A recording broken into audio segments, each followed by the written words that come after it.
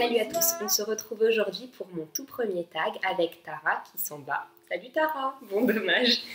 Donc c'est mon tout premier tag et j'ai choisi de vous faire le tag problème des lecteurs parce que c'est un tag que je trouve vraiment très sympa. Alors beaucoup l'ont fait, presque tout le monde, mais je trouve que pour débuter les tags c'est vraiment parfait.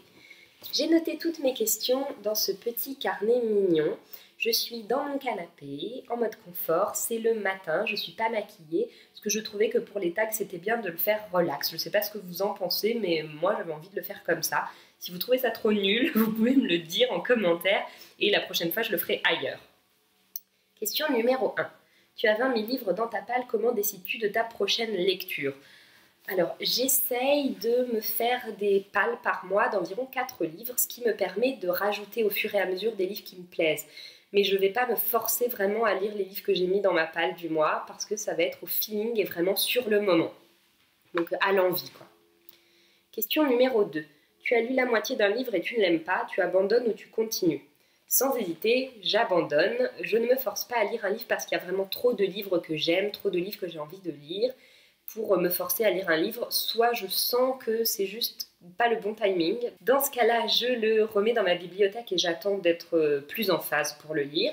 Si je sens vraiment que le style de l'auteur, je ne l'aime pas du tout, je le donne à quelqu'un de mon entourage ou je laisse le livre en book crossing et puis voilà, je me force pas. Je me force jamais à lire les livres. Je ne sais pas si vous connaissez les 10 droits du lecteur de Daniel Pénac, mais je crois que dedans, il y a écrit on a le droit d'arrêter un livre ou de ne pas finir un livre. Et ben voilà, je prends ce droit. Question numéro 3. La fin de l'année approche et ton challenge Goodreads n'est pas fini. Est-ce que tu essaies de te reprendre et comment ? Si je le faisais, oui, bien sûr, j'essaierais de me reprendre parce que c'est toujours agréable de se dire j'ai réussi à finir mon challenge. Je pense que je me dirais voilà, il te reste tant de livres à lire, etc. Alors voilà, là, tu dois lire celui-ci de tel jour à tel jour, celui-là de tel jour à tel jour. Mais je ne suis pas certaine que je réussirai à m'y tenir. Donc je ferai tout pour réussir, sans me gaver parce que j'aime pas ça, mais voilà, je tenterai le coup quand même. Question numéro 4. Les couvertures d'une série que tu aimes ne se ressemblent pas, comment tu gères ça ? Je ne lis pas beaucoup de séries, donc le problème ne se pose pas énormément, mais je crois que je gérerais ça très mal, parce que là, je vois par exemple, j'aimerais bien me mettre vraiment aux séries, parce que j'ai lu beaucoup de tomes 1 sans continuer, et j'aimerais bien avoir des séries entières dans ma bibliothèque pour les lire, et ça me peinerait vraiment beaucoup que les couvertures ne se ressemblent pas. J'imagine que pour ceux qui sont accros aux séries, c'est extrêmement frustrant et désagréable. Donc je ne sais pas ce que je ferais, mais ça m'énerverait énormément. Ça, c'est sûr. Question numéro 5. Tout le monde aime un livre que toi, tu n'aimes pas. À qui en parles-tu du coup ? Ben, si moi, j'aime pas un livre que tout le monde aime, j'en parle justement à tout le monde pour avoir les avis des gens qui ont aimé, voir au moins ma lecture a pêché. Je vais peut-être passer à côté d'un truc dans le livre. Puis pour échanger, et voilà, on est là pour ça quand même, donc j'en parlerai sur ma chaîne, j'en parlerai sur mon blog, je vous demanderai vos avis pour découvrir pourquoi moi j'ai pas aimé et pourquoi vous avez adoré. Ensuite, question numéro 6, tu es en train de lire un livre dans un lieu public et tu sens que tu vas pleurer, que fais-tu ? Eh bien, je prends des mouchoirs et je pleure, je ne me retiens pas. Ça m'arrive très rarement quand même de pleurer pour un livre, mais ça m'est arrivé une fois dans le métro à Paris, je m'en rappelle. Je lisais Métamorphose en bord de ciel de Mathias Madieu et j'ai senti les larmes monter. Et j'ai continué parce que j'étais dans un moment tellement prenant que je ne me voyais pas refermer le livre, le rouvrir à la maison, me faire un thé, me remettre dans l'ambiance. Non, vraiment non merci. Donc je pleure, je m'en fiche pas mal du regard des gens. Et en même temps, je me dis que si moi j'étais dans le métro et que je voyais quelqu'un en train de lire et de se mettre à pleurer, le livre m'intriguerait vachement et je crois que j'aurais vraiment envie de le lire. Donc je pleure, ça donnera peut-être envie à quelqu'un de lire le livre, on ne sait jamais. Question numéro 7. La suite d'un livre que tu aimes vient de sortir mais tu as oublié pas mal de choses, que fais-tu ? Tu relis le précédent, tu trouves un synopsis bien spoilant ou tu pleures de frustration ? Sans hésitation, je trouve un synopsis bien spoilant parce que je ne relis quasiment jamais mes livres, je ne sais pas pourquoi, mais même Harry Potter, j'ai pas relu. Faudrait un jour que j'essaye, que je m'y mette. Alors, je peux les relire, par exemple, si je les lis dans une autre langue. Harry Potter, j'ai relu le 1 en anglais.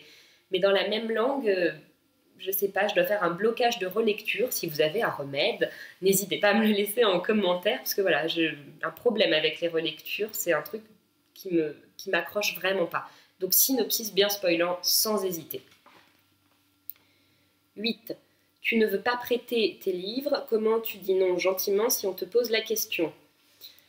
Je prête toujours mes livres, globalement, sauf certains, mais je dirais la vérité. Par exemple, je ne prête pas mes albums jeunesse ni ma Pléiade de Duras. Du coup, je dis vraiment à mes amis qui veulent les emprunter, je dis bah non. Ça, vous pouvez les lire à la maison, mais je ne les laisse pas être transportés, etc. Parce que même si on en prend grand soin, ça les abîme inévitablement. Donc je dirais la vérité et je pense que mes amis comprendraient. J'espère. Ou bien je n'aurai plus d'amis après. C'est super triste. 9. Tu as choisi et reposé 5 livres le mois passé. Comment gères-tu ta panne de lecture? Malheureusement, dans mon cas, le seul moyen, c'est d'attendre. Et en attendant, je lis beaucoup d'albums jeunesse et de bandes dessinées.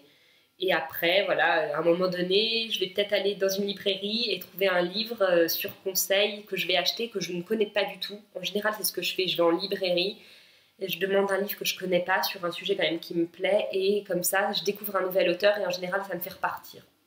Je n'ai pas d'autre solution, à part d'attendre. Question numéro 10. Il y a tellement de nouveaux livres que tu rêves d'acheter. Combien en achètes-tu réellement? C'est vrai qu'il y a énormément de livres que j'aimerais acheter, à peu près tous ceux qui sortent. Hein. Mais pour vous faire une moyenne sur l'année, parce qu'il y a évidemment des mois où j'achète beaucoup de livres, par exemple septembre, octobre, rentrée littéraire, donc là j'achète plein de livres.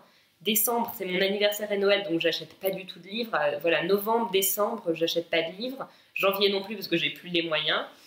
Mais en moyenne, on va dire que ça fait 2-3 que j'achète moi avec mon argent vraiment. En moyenne par mois, ça doit être à peu près ça. Et enfin, question numéro 11 et dernière question. Après les avoir achetés, combien de temps tes livres restent-ils dans ta palle avant que tu ne les lises? Là encore, ça dépend vraiment. Par exemple, un livre après une panne de lecture, celui que je prends dans la librairie, en général, je le lis tout de suite. Et puis, il y a des livres, je les vois et je me dis « Oh non, il a l'air trop bien celui-là !» Donc, je l'achète, je finis mes livres en cours, et puis au moment où j'arrive pour le lire, bah, c'est pas le timing, quoi. J'ai pas envie, sur le coup, de lire ce type de livre, donc je le laisse dans ma bibliothèque. Il y en a, je regarde en même temps, et j'en vois un qui doit être là, franchement, depuis 3 ans. Mais je vais le lire un jour, hein. Mais voilà, c'est vraiment à l'envie, au feeling. Je peux acheter un livre en me disant « Oh là là, mais j'ai plus rien à lire ». En fait, j'ai 80 livres dans ma palle, mais je me dis « Non, je sais pas quoi lire ». Donc j'achète un livre, et puis finalement, il va traîner là 1 an, 2 ans. Voilà, ça dépend. Ce petit tag est maintenant terminé. J'ai pris grand plaisir à le faire, et j'espère aussi qu'il vous a plu. Je vous retrouve début de semaine prochaine pour vous dire si oui ou non j'ai réussi mon challenge spécial congé. Franchement, c'est vraiment mal barré. Là, je suis très à la bourre sur mes lectures, donc je pense pas réussir, mais on va quand même essayer de réussir un maximum de défis. Et puis voilà. En attendant, je vous souhaite de très belles lectures. Je vous fais des gros bisous. Et Tara aussi, elle vous fait des gros bisous. Bisous!